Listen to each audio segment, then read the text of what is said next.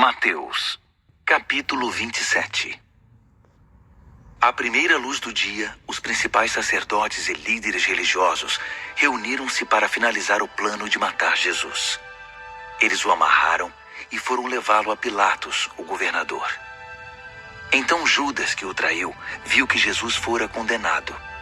Cheio de remorso, devolveu as 30 moedas de prata aos sacerdotes e declarou: "Pequei, traí um homem inocente." Eles disseram: "E nós com isso? Problema seu." Judas jogou as moedas no templo e saiu. Pouco depois, enforcou-se. Os sacerdotes pegaram de volta as moedas, mas não sabiam o que fazer com elas. "Não é certo dar o pagamento por um assassinato como oferta no templo", concluíram. O dinheiro então foi usado na compra do campo do oleiro, que seria usado como cemitério de indigentes. É por isso que aquele campo ficou conhecido como Planície do Assassino, nome que permanece até hoje. Cumpriram-se aqui as palavras de Jeremias. Eles tomaram 30 moedas de prata, o preço daquele que foi avaliado por alguns dos filhos de Israel, e adquiriram o campo do oleiro. Inconscientemente, eles seguiram as instruções divinas ao pé da letra. Jesus foi posto diante do governador, que perguntou: "Você é o rei dos judeus?" Jesus disse: "Se você diz." Mas quando as acusações choveram da parte dos principais sacerdotes e líderes religiosos, ele não disse nada. Pilatos perguntou: "Você não escuta a longa lista de acusações? Você não vai dizer nada?" Jesus continuou em silêncio. Nenhuma palavra saiu de sua boca. O governador estava impressionado. Segundo um velho costume, durante a Páscoa, o governador libertava um único prisioneiro escolhido pelo povo. Na ocasião, o infame Barrabás estava na prisão. Dirigindo-se ao povo, Pilatos perguntou: "Qual prisioneiro vocês querem que eu perdoe? Barrabás ou Jesus, chamado Cristo?" Ele sabia que as acusações contra Jesus eram pura inveja. Enquanto o tribunal ainda estava em sessão, a esposa de Pilatos enviou-lhe uma mensagem: "Não se envolva no julgamento desse nobre homem. Tive uma noite longa e difícil por causa de um sonho com ele." Enquanto isso, os sacerdotes e líderes religiosos tentavam convencer a multidão a pedir o perdão de Barrabás e a execução de Jesus. O governador perguntou: "Qual dos dois vocês querem que eu liberte?" Eles disseram: "Barrabás! Barrabás!" "Então, o que farei com Jesus chamado Cristo?" insistiu. Todos gritaram: "Crucifique-o! Crucifique-o!" Ele fez a objeção: "Mas por qual crime?" Mas eles gritaram ainda mais alto: "Crucifique-o! Crucifique-o!" Quando Pilatos viu que não estava indo a lugar algum e que o tumulto era iminente, pegou uma bacia com água e lavou as mãos perante a multidão, declarando: "Lavo minhas mãos da responsabilidade pela morte desse homem. De agora em diante, a responsabilidade é de vocês. Vocês são o juiz e o júri." A multidão respondeu: "Assumimos a responsabilidade, nós e nossos filhos." Então Pilatos libertou Barrabás e ordenou que Jesus fosse chicoteado. Depois o entregou para a crucificação. Os soldados designados pelo governador levaram Jesus ao pátio e reuniram toda a tropa para se divertirem à custa dele. Eles tiraram a roupa de Jesus e vestiram-no com um manto vermelho. Fizeram uma coroa de espinhos e a puseram na cabeça dele. Puseram-lhe um bastão na mão direita como se fosse um cetro. Depois se ajoelharam diante dele com zombaria. "Viva o rei dos judeus! Viva!" gritavam. Então cuspiam nele e batiam-lhe na cabeça com o bastão. Quando cansaram das chacotas, tiraram-lhe o manto e o vestiram de novo com suas roupas. Em seguida, levaram-no para crucificá-lo. No caminho vinha um homem de Cirene chamado Simão. Eles o obrigaram a carregar a cruz. Chegando a um lugar chamado Gólgota, que significa Colina da Caveira, ofereceram a Jesus vinho misturado com fel para aliviar a dor, mas quando ele o provou, recusou-se a beber. Assim que o pregaram na cruz, ficaram esperando sua morte. Passavam o tempo jogando dados e apostando as roupas do condenado.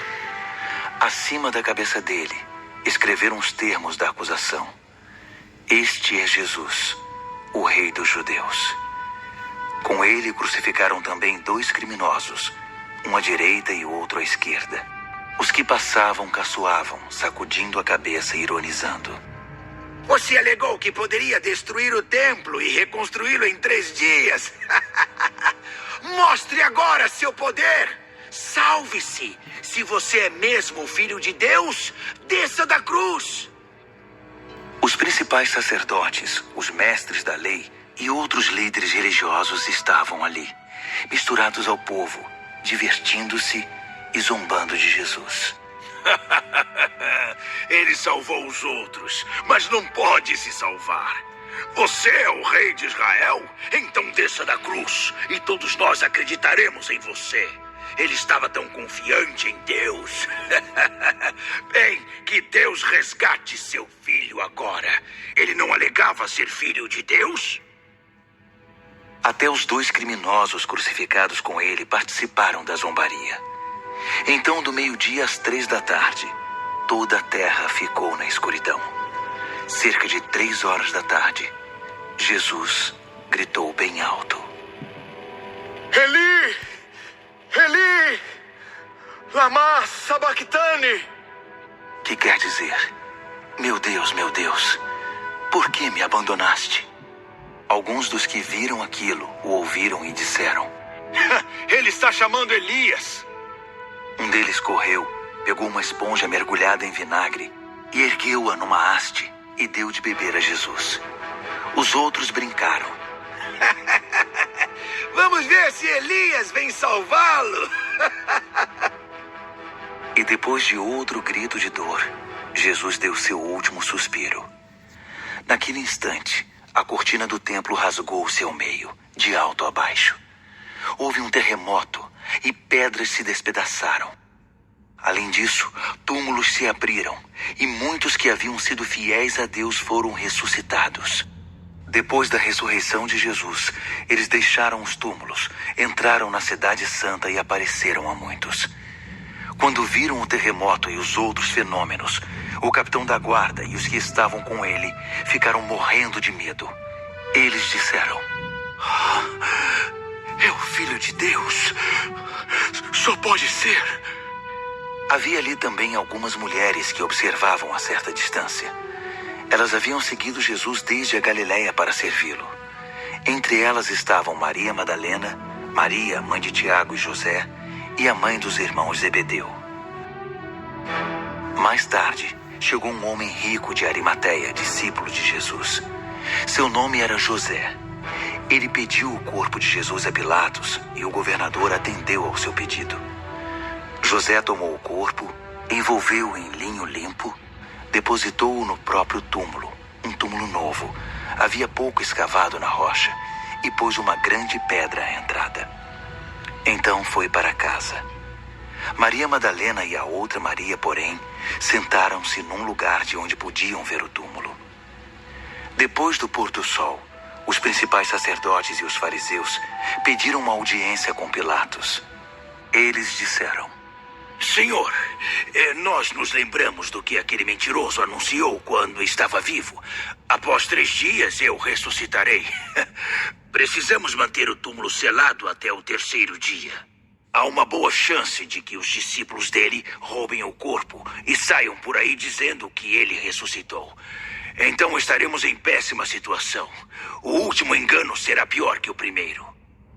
Pilatos concordou. Vocês terão uma guarda.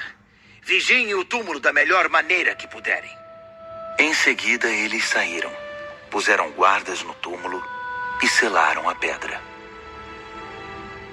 Mateus, capítulo 28. Depois do sábado, assim que brilhou a primeira luz da nova semana, Maria Madalena e a outra Maria foram visitar a tumba. De repente, a terra tremeu debaixo dos pés das duas mulheres. Nesse momento, um anjo de Deus desceu do céu e foi ao encontro delas. Ele rolou a pedra e sentou-se sobre ela. Raios de luz emanavam dele. Suas roupas eram brancas como a neve e brilhavam. Os guardas da tumba estavam tão aterrorizados que não conseguiam se mover. O anjo disse às mulheres: "Não há o que temer. Sei que vocês estão procurando Jesus, aquele que foi crucificado. Ele não está mais aqui. Já ressuscitou, como tinha dito. Venham e vejam onde ele foi posto. Agora corram e contem aos discípulos dele. Ele ressuscitou dos mortos. Ele está indo à frente de vocês para a Galileia. Vocês o verão lá. Essa é a mensagem." As mulheres, maravilhadas e eufóricas, não perderam tempo. Correram para contar a novidade aos discípulos. No caminho, Jesus as encontrou. "Paz seja com vocês", ele disse. Elas se ajoelharam, abraçaram seus pés e o adoraram. Jesus disse: "Calma. Vocês estão me segurando assim, temendo pela vida de vocês. Não tenham medo. Vão dizer aos meus irmãos que eles devem ir para a Galileia, pois vou me encontrar lá com eles." Enquanto isso, os guardas fugiram, mas alguns foram para a cidade e contaram aos principais sacerdotes o que acontecera. Eles convocaram uma reunião dos líderes religiosos e elaboraram um plano. Subornaram os guardas com uma grande soma de dinheiro para que dissessem: "Os discípulos de Jesus vieram de noite e roubaram o corpo enquanto estávamos dormindo." Os religiosos os tranquilizaram. "Se o governador descobrir que vocês dormiram em serviço, damos um jeito para que não sejam condenados." Os soldados aceitaram o suborno e fizeram como lhes fora dito. Essa versão, forjada no concílio judaico, ainda está em circulação. Enquanto isso, os 11 discípulos foram para a Galileia, até a montanha que Jesus havia indicado para o encontro. Assim que o viram, eles o adoraram. Todavia, alguns se mantiveram afastados, pois não tinham certeza se deviam adorá-lo e não queriam se arriscar. Resoluto, Jesus os instruiu: "Deus me autorizou a comissionar vocês. Vão e ensinem a todos os que encontrarem, de perto e de longe, sobre este estilo de vida, marcando-os pelo batismo no nome tríplice: Pai, Filho e Espírito Santo. Vocês devem ensiná-los a praticar tudo o que tenho ordenado a vocês. Eu estarei com vocês enquanto procederem assim, dia após dia, até o fim dos tempos."